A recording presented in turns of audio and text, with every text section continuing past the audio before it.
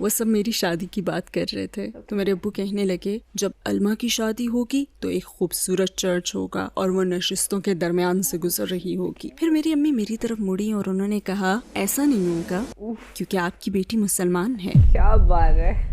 Okay تو میں ایک میکسیکن فیملی میں پیدا ہوئی اور پلی بڑھی, اور جب ہم اسکول میں تھے تو ہمیں اجتماع میں حاضر ہونا پڑتا تھا.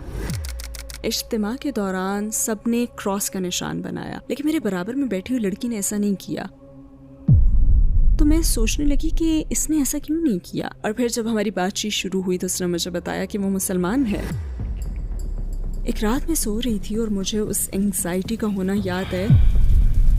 وہ ایک ڈبے میں رکھا تھا اور وہ ڈبے بیسمنٹ میں تھے, تو میرا شدید دل چاہا کہ بس میں جاؤں اور اسے وہاں سے نکال لاؤں.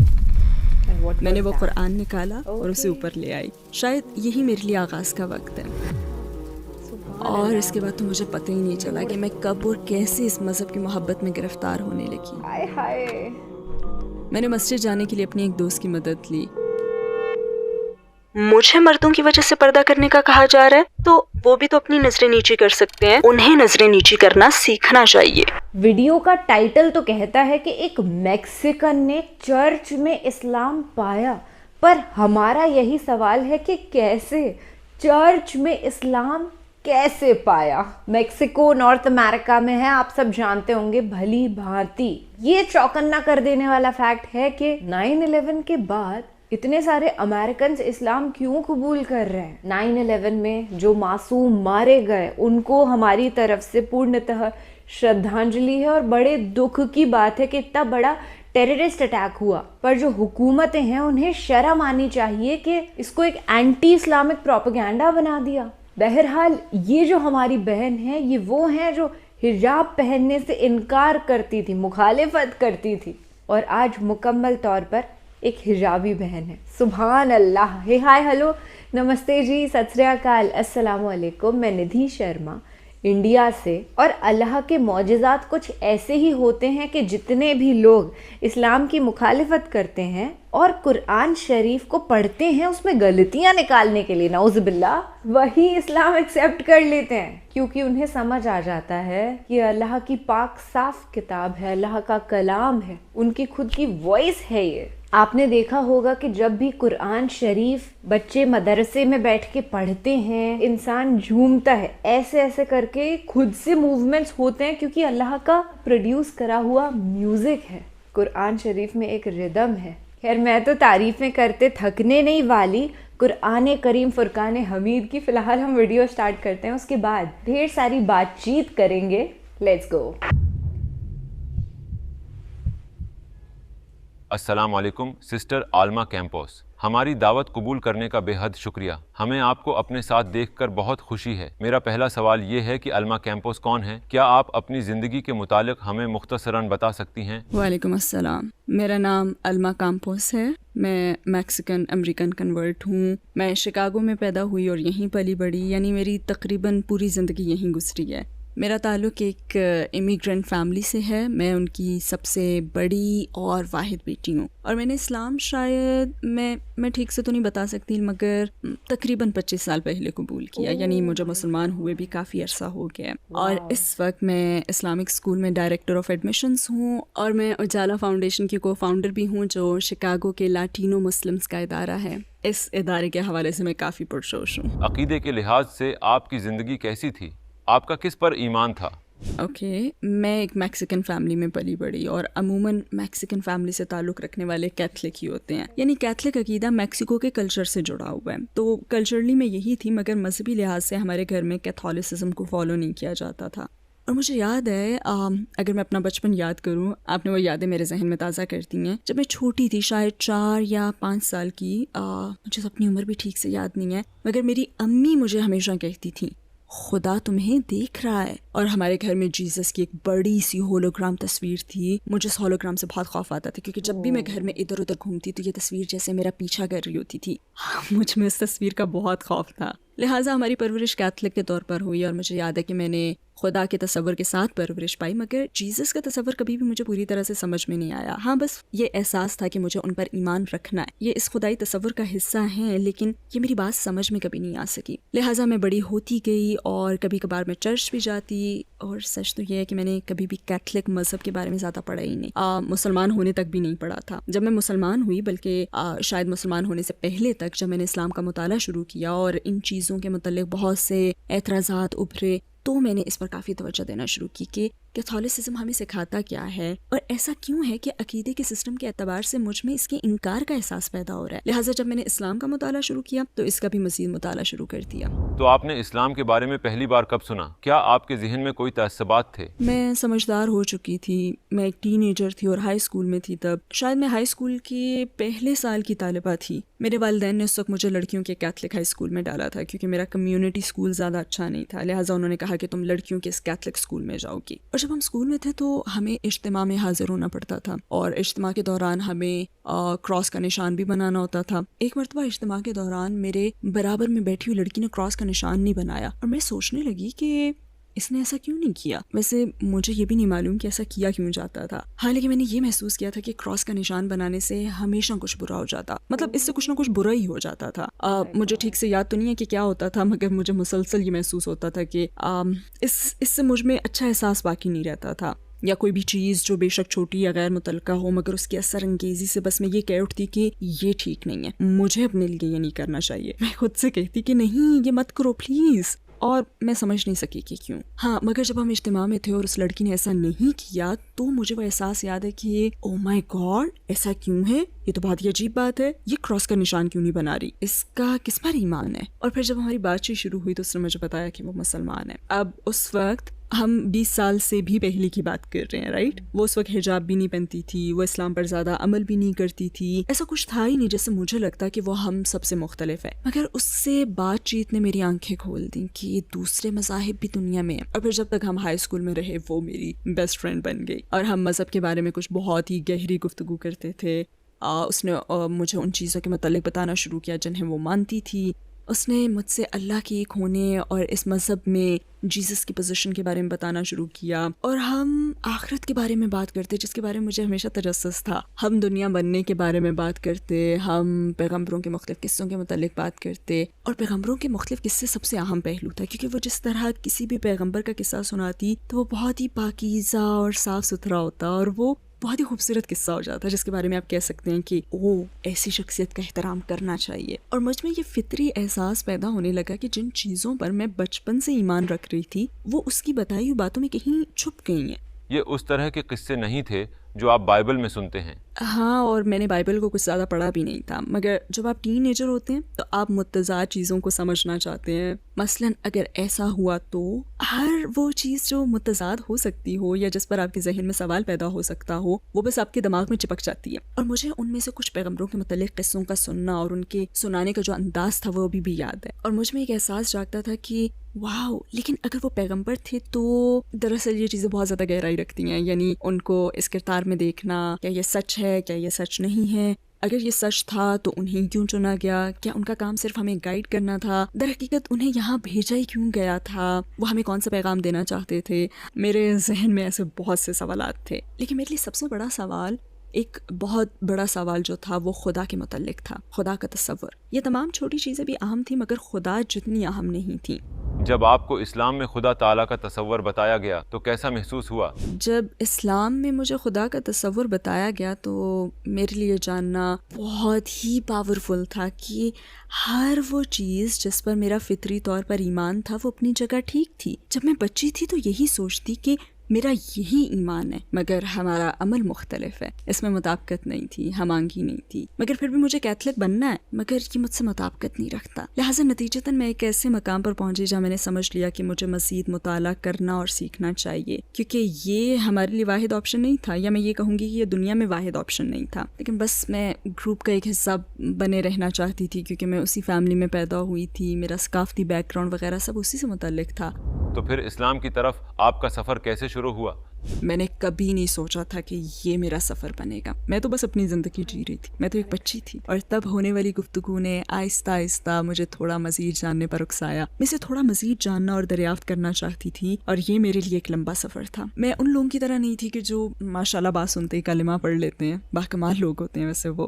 میرے ذہن میں تو بہت سے سوالات تھے, اپنے لیے تحقیق اور تصدیق کا پورا عمل تھا. کیا سچ ہے, کیا سچ نہیں ہے, بائبل کو کیسے اکٹھا کیا گیا, یہاں کیا ہوا تھا, غیر مطابقت ہے کہاں. اب بائبل سمجھ میں آ رہی ہے کیونکہ قرآن سمجھ میں آ گیا ہے, اور اس نے یہ بات مجھے سمجھا دی ہے. اور بالآخر میں واپس ہمیشہ اسلام اور اپنے سیکھنے کی طرف پلٹ جاتی. اور ایک چھوٹی بچی کی حیثیت سے, چونکہ میں ہائی اسکول میں تھی, لہٰذا زندگی آپ کو مختلف سمتوں میں لے جاتی ہے, اور میں خود کو سوچ بچار میں پاتی. میں ایک میکسیکن ہوں, میں خوبصورت فیملی میں پیدا ہوئی ہوں, ہم ایسے ہی ہیں, تم جو ہو وہی ہو. یہ عظیم ہے, خوبصورت ہے, میں اس کا احترام کرتی تو ہوں اور اس پر ایمان رکھتی ہوں, مگر دوستوں یہ آپ کے لیے, ہم تو جو ہیں وہی ہیں. میرا ذہن اسے اپنانے کا آپشن تو میرے لیے بند ہی کر رہا تھا. پتہ نہیں کیوں, مگر وہ میرے لیے آپشن بند کر رہا تھا, اور ایسا کئی سالوں تک ہوا. تو جب میں کالج پہنچی, اور جب آپ کالج میں آ جائیں تو پھر سے نوجوان ہو جاتے ہیں, میں نے ہمیشہ خود کو اسلام کے تصور پر غور کرتا ہی پایا. میں نے خود کو اسلام کا, مسلمانوں کا دفاع کرتے ہوئے پایا. اور جب بھی لوگ اس کے بارے میں منفی باتیں کہتے تو میں کہتی, ٹھہرو ایک سیکنڈ رکو, کیا تم کسی مسلمان سے ملے ہو, کیا تم نے قرآن پڑھا ہے, کیا تم اس کے متعلق کچھ جانتے بھی ہو. مگر وہی بات کہ مجھے نہیں معلوم تھا کہ میں کبھی مسلمان ہو جاؤں. تو پھر وہ کون سی بنیادی چیز تھی جس نے آپ کو قائل کیا کہ اسلام سچا ہے اور آپ نے کلمہ پڑھنے کا فیصلہ کیا؟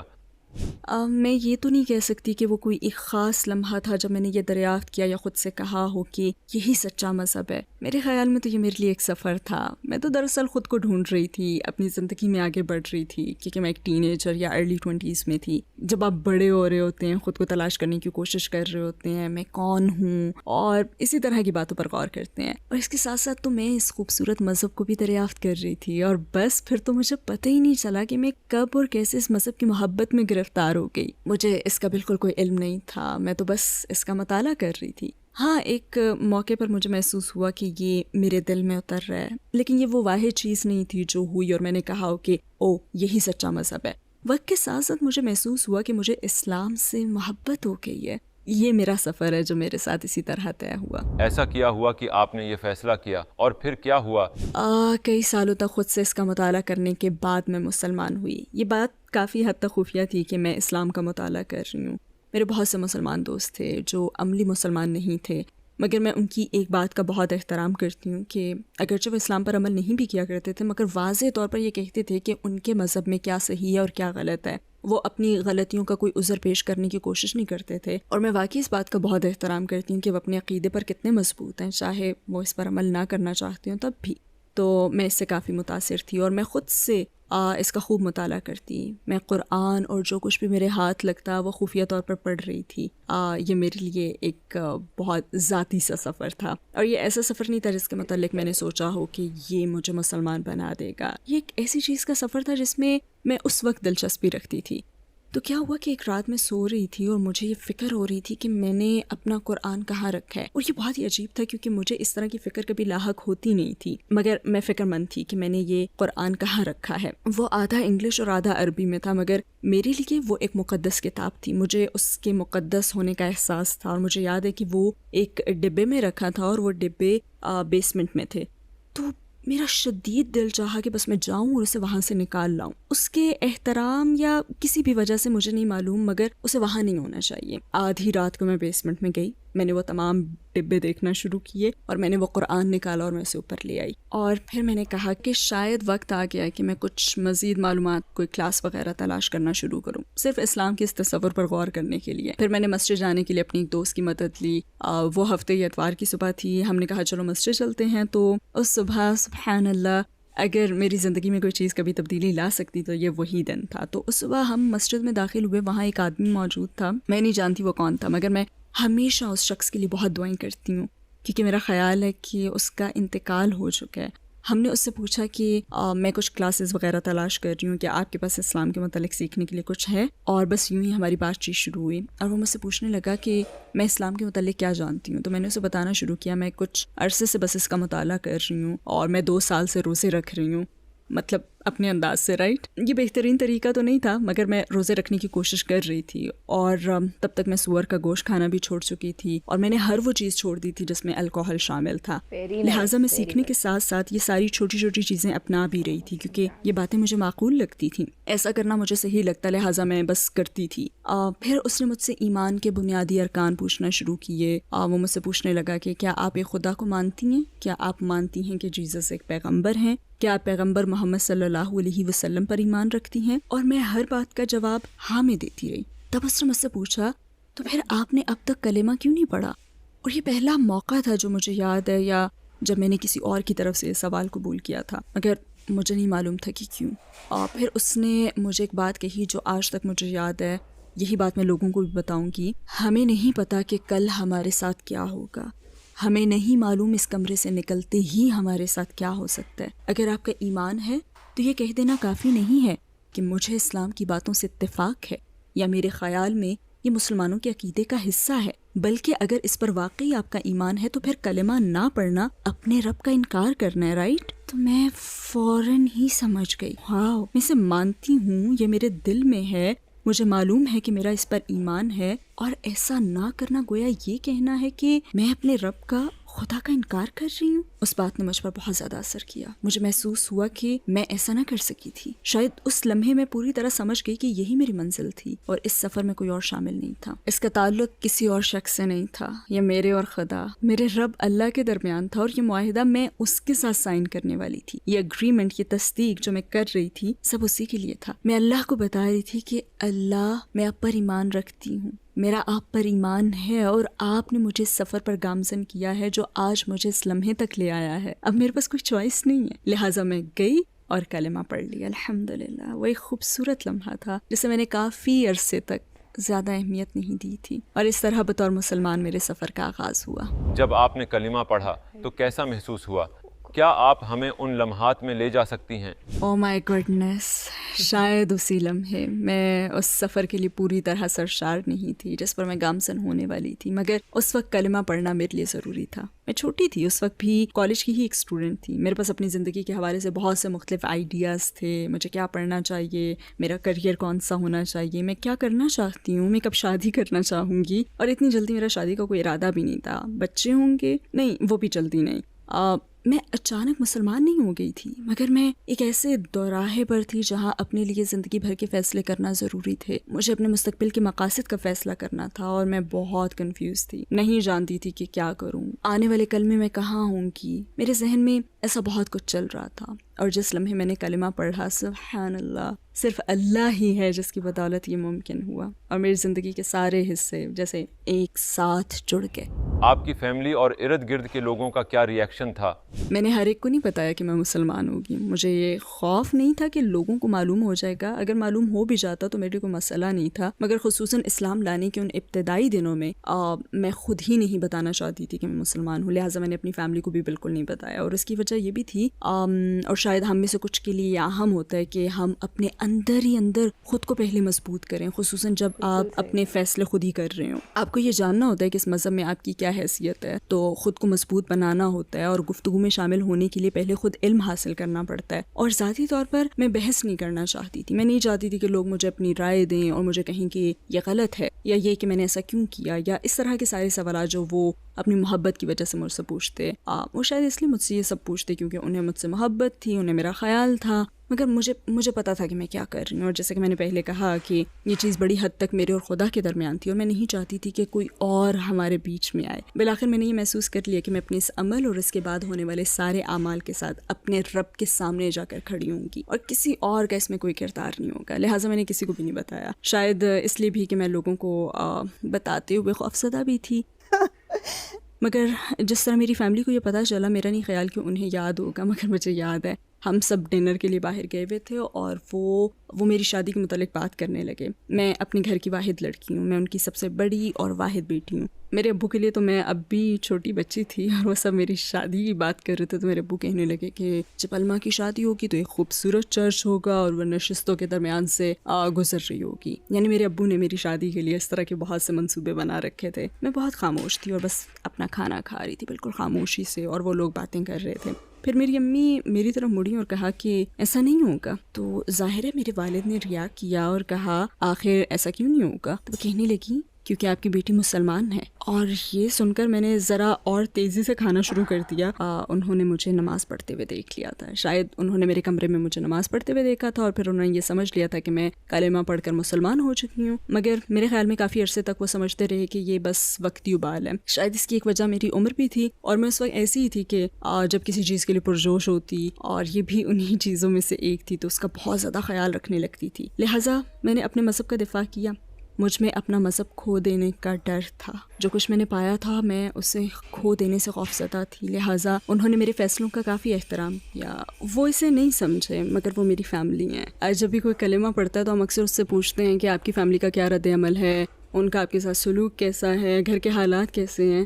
اور سبحان اللہ اب جب کہ میں اتنے عرصے سے مسلمان ہوں اور اگر میں اپنی زندگی کو دیکھوں تو شاید مجھ سے یہ پوچھنا زیادہ اہم ہوگا کہ آپ کا اپنی فیملی کے ساتھ سلوک کیسا ہے، آپ ان کی زندگیوں میں اسلام کیسے لا رہی ہیں، آپ ان کے سامنے اسلام کو کیسے پیش کر رہی ہیں. کیونکہ انہیں تو آپ سے محبت ہے اور وہ خوفزدہ بھی ہیں. ہو سکتا ہے وہ یہ سمجھتے ہوں کہ آپ ایک بالکل مختلف راستے پر چل رہے ہیں. اور اس چیز پر میں اب غور کرتی ہوں کیونکہ میں اس وقت ایک اچھی مثال قائم نہیں کر سکی تھی. مگر ہاں اب میں پہلے سے بہتر کرنے کی کوشش کر رہی ہوں. تو آپ کے والد کا کیا رد عمل تھا؟ میں یہی کہوں گی کہ وہ ٹھیک رہے. انہوں نے بس یہی سوچا کہ یہ وقتی ابال ہے. ان کا رویہ اچھا تھا. وہ بس یہ دیکھنا چاہ رہے تھے کہ اسلام مجھ میں کیا تبدیلی لاتا ہے، مسلمان ہونے کے بعد مجھ میں کیا تبدیلیاں آتی ہیں. تو میرے خیال میں انہوں نے مجھ میں زیادہ تر مثبت تبدیلیاں ہی دیکھیں، لہٰذا انہیں کوئی مسئلہ نہیں تھا. مگر پھر میں نے اپنا بزنس بیچ کر مڈل ایسٹ جانے کا فیصلہ کیا تھا کہ میں وہاں پڑھ سکوں. مجھے نہیں پتا کہ یہ میں نے کیسے کیا. مجھے واقعی نہیں معلوم کہ میرے والدین پر کیا گزری. میں تصور بھی نہیں کر سکتی کہ میری اولاد میرے ساتھ ایسا کرے، یا یوں کہہ لیں کہ میں کتنی بہادر تھی کہ اس وقت یہ سب کچھ کر لیا میں نے. مگر میں نے سوچا تھا کہ یہی وقت ہے کچھ کرنے کا. کوئی مالی مشکل نہ تھی. بزنس میں ایک مارگیج بروکر کے ساتھ پارٹنر تھی اور میں جان چکی تھی کہ سود حرام ہے، اس لیے مجھے اس بزنس سے پیچھا چھڑانا تھا. لہٰذا میں نے سوچا کہ یہ میرا حصہ خرید سکتے ہیں، پھر میرے پاس اتنی رقم ہوگی کہ میں سفر کر کے وہاں جا کر رہ سکوں اور اپنا آپ تلاش کر سکوں. کیونکہ میں یہاں اپنی زندگی سے بھی ناطہ توڑنا چاہتی تھی. میں بس اپنے آپ میں رہنا، اپنی تلاش کرنا اور اس مذہب کو اس انداز سے کھوجنا چاہتی تھی جو میرے مطابق ہو. جب میں سفر پر جا رہی تھی تو وہ ان کے لیے ایک مشکل وقت تھا، وہ ان کی زندگی کا ایک مشکل پہلو تھا. وہ میرے جانے سے بہت خوفزدہ تھے.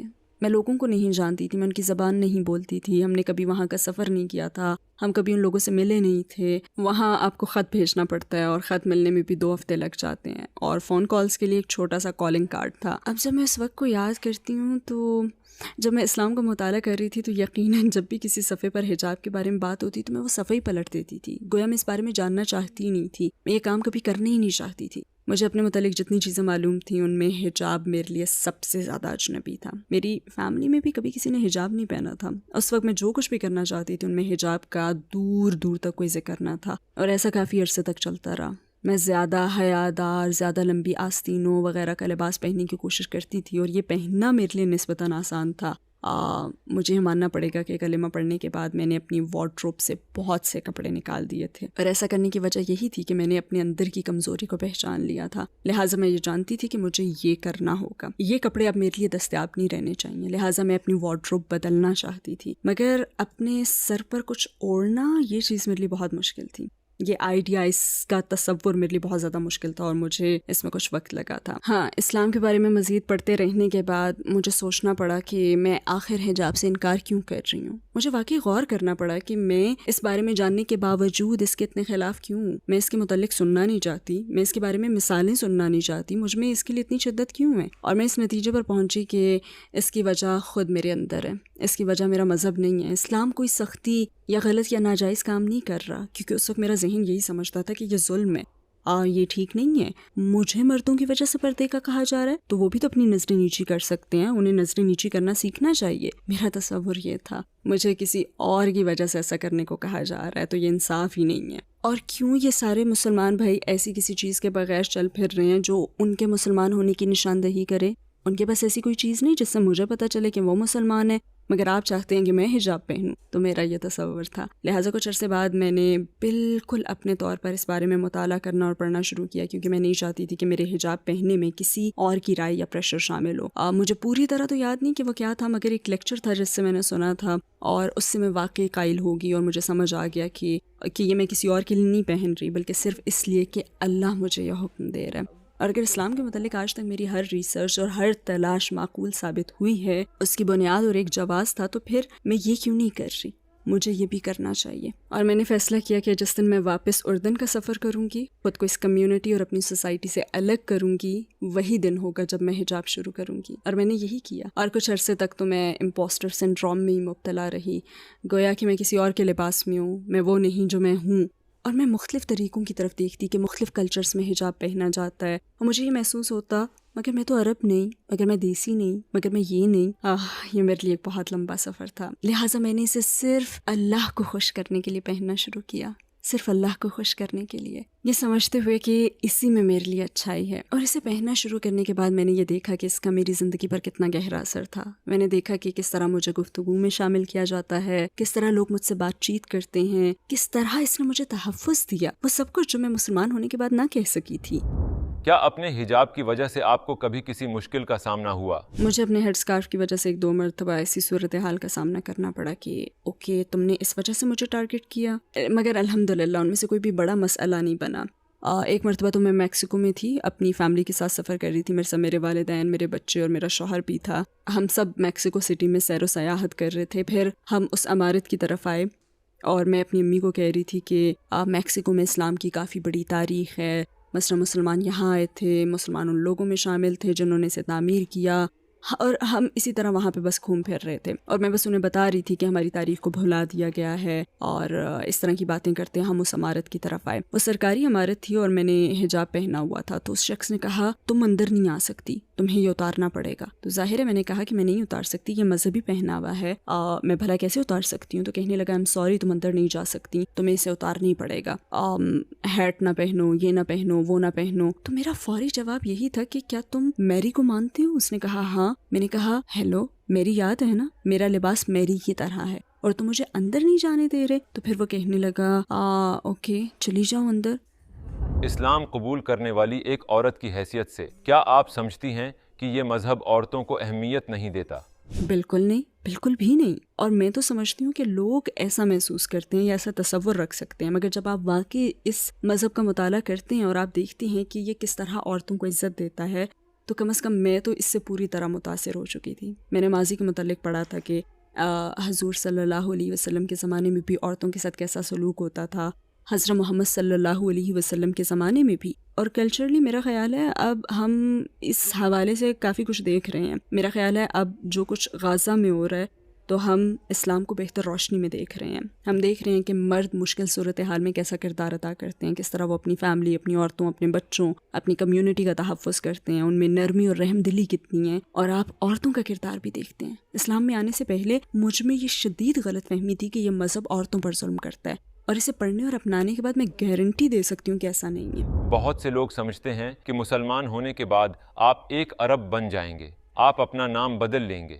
اپنا لباس بدل لیں گے، اپنی ثقافت بدل لیں گے. تو کیا یہ ممکن ہے کہ آپ مسلمان ہو کر بھی اپنے کلچر میں رہیں اور اس سے جڑے رہیں؟ کیا آپ ایک میکسیکن مسلمان بن سکتے ہیں؟ ہاں اوکے. میرا خیال ہے کہ لوگوں میں جو ایک بہت بڑی غلط فہمی پائی جاتی ہے وہ یہ ہے کہ اسلام قبول کرنے کے بعد آپ ایک عرب بن جاتے ہیں یا کسی دوسرے کلچر کو اپنا رہے ہوتے ہیں، جو آپ کا نہیں ہوتا.